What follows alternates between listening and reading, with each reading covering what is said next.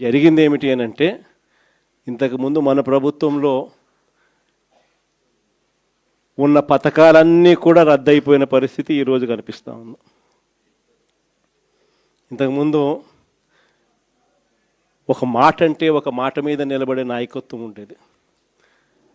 ఒక మేనిఫెస్టో అంటే ఒక మేనిఫెస్టోలో చెప్పింది అది ఒక భగవద్గీతగా భావించి, ఒక బైబిల్గా భావించి, ఒక ఖురాన్గా భావించి చెప్పిన ప్రతి మాట కూడా ప్రజలకు మనం మాటిచ్చాం, ఖచ్చితంగా చేయాల్సిన ధర్మం మన మీద ఉంది అని చెప్పి భావించే ఒక నాయకత్వం ఉండేది.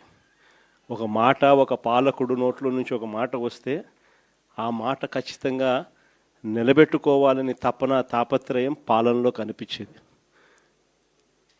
అలాంటి మన పాలన నుంచి